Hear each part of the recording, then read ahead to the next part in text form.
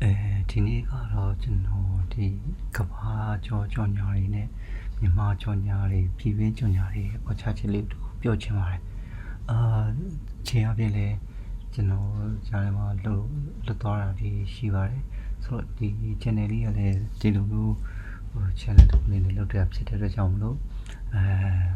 ပုံကြော်သွားတဲ့ဟာတွေကိုပြန်ပြီးတော့ပဲဘတ်တွေနဲ့ပြန်ပြီးတော့ပဲမိအောင်ပြန်တင်မယ်လို့စဉ်းစားထားပါတယ်ဆိုတော့ကဘာကျော်ကြော်ညာတွေနဲ့ပြည်တွင်းကြော်ညာတွေနဲ့ဘယ်လိုတွေတူညီအောင်လုပ်ကြမလဲဆိုတာမျိုးတောင်းဖို့လဲမြန်မာကြော်ညာတွေပြည်တွင်းကြော်ညာတွေကနိုင်ငံတကာကြော်ညာတွေကိုဘယ်လိုအတူယူပြီးတော့ဘယ်လိုမျိုးများဆောင်ရွက်ကြမလဲဆိုတာကိုအဆင်ပြေအောင်လုပ်ကြမလဲအခက်အခဲတွေကျော်လွှားကြမလဲဆိုတာကိုတစ်ချက်လေးလာသုံးသပ်ကြည့်တဲ့ဟာလေးဖြစ်ပါတယ်ဆိုတော့မြန်မာလိုဆိုရင်တော့ကမ္ဘာကျော်ကြော်ညာတွေနဲ့ပြည်တွင်းကြော်ညာများဆိုပြီးတော့ပြောလို့ရမယ် Global S and Local S ဆိုပြီးတော့ကျွန်တော်ကောင်းစင်းလေးတော့တက်ထားပါတယ်ဆိုတော့ကျွန်တော်တို့ကဒီအချက်လက်ကလေးနှစ်ခုဒီနေ့တော့ပေါ်ပါလေးတွေ share ပြီးတော့ပြောချင်ပါတယ်ဆိုတော့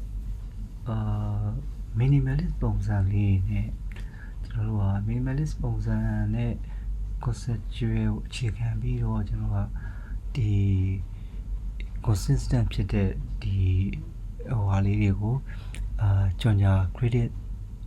output လေးဖြစ်စေ creative output လေးထုတ်သွားကြည့်မယ်ဆိုရင်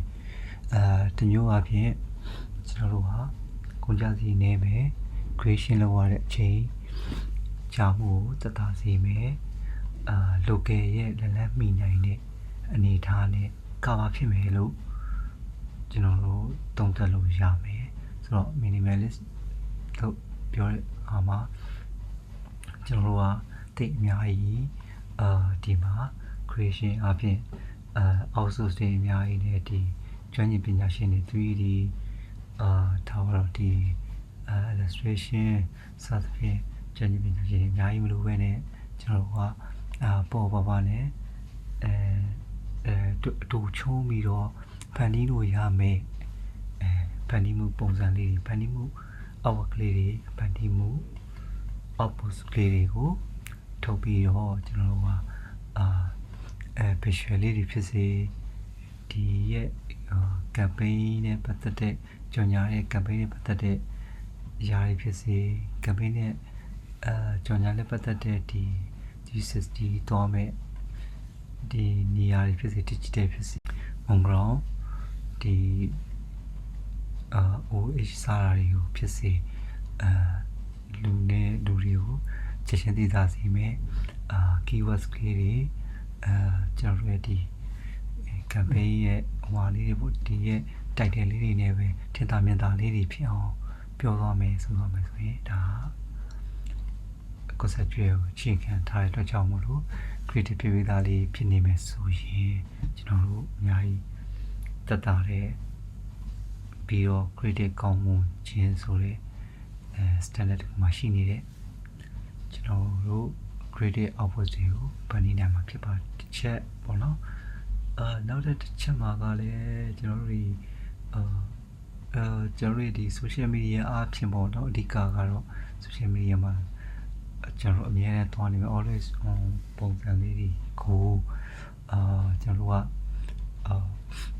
နိုင်ငံတကာမှာလည်းတွားနေတဲ့ပုံစံမျိုးနဲ့နီးစပ်တဲ့ကျွန်တော်ဒီ photo base လုပ်သွားပြီးတော့မှဒီ photo လေးတွေတပုံချင်းစီနဲ့ပတ်သက်တဲ့အကြောင်းအရာလေးတွေရေးသွားမယ်တင်သွားမယ်ဆိုရင်ကျွန်တော်တို့ကလည်းခွန်ချက်စီတက်တာတော့တွေ့နိုင်ပါတယ်ဆိုတော့ဘယ်လိုမျိုးလဲဆိုလို့ရှိရင်photo တစ်ခုချင်းစီမှာအကြောင်းအရာလေးတစ်ခုချင်းစီကျွန်တော် photo shoot ပုံစံမျိုးလေးရိုက်သွားပြီးတော့ photo ban လိုဟာမျိုးလေးစောင့်ထားတာမျိုးကနေပြီးတော့အများကြီးတစ်စားလောက်အတွက်ကိုချက်ကားပြီးသုံးသွားတာမျိုးတွေဒီမှာမဟုတ်ရင်လည်းကျွန်တော်တို့ဒီ AI နဲ့ပဲcharacter လေးတွေကိုယ့်ဘာသာကိုဖန်တီးပြီးတော့ကိုယ့်ဘာသာကိုစုဆောင်းထားပြီးရာတွေတစ်နှစ်ပတ်လုံးစားမျိုးကျွန်တော်တို့က content တွေရေးတာ content creation လေးလုပ်သွားတာမျိုးတွေဖြစ်စေဒါမှမဟုတ်ရင်လည်းstock photo မှာပဲဒီလိုမျိုးကျွန်တော်တို့ကတစ်နှစ်စာလုံးအတွက်ကို ကာဗာဖြစ်နိုင်မဲ့ကျွန်တော်ကဒီပုံလေးတွေကိုစုဆောင်းပြီးတော့မှတစ်ခုချင်းစီကိုပုံလေးတွေ creation လုပ်သွားတာမျိုးတွေဒီအငြိမ်ရုပ်ငြိမ် 2D static ပဲဖြစ်စေကျွန်တော် motion ပဲဖြစ်စေဒီကနေပဲဒီ band လေးကနေပဲဒီရှိပြီးသား stock သိမ်းစီထားတာတွေကနေပဲဖြစ်စေကျွန်တော်ကphoto base လေးသုံးသွားခြင်းခံလေတက်တာစီနိုင်တယ်ပြီးတော့ရှုရှင်းပြီးတော့international standard ပုံစံမျိုးglobal မှာတော့တဲ့ပုံစံမျိုးနဲ့ဒီစက်ထားလေးဖန်တီးမယ်ဆိုရင်ကျွန်တော်တို့ကဒီလိုမျိုးကိုယ့်ရဲ့ local မှာလမ်းမိနိုင်တယ်ပြီးတော့အရေးသွေးကိုလည်းတနိုင်ဆုံးလမ်းမိနိုင်တော့ဖန်တီးတာမျိုးလေးကျွန်တော်တို့သွားလို့ရမယ်ဆိုတာလေးကိုဒီနေ့ကတော့ချန်ပီယံလေးပဲကျွန်တော်ဒီ midnight အချိန်လေးမှာဒီလိုလေး sharing လေးလုပ်သွားတာလေးဖြစ်ပါခင်ဗျာ good night ပါ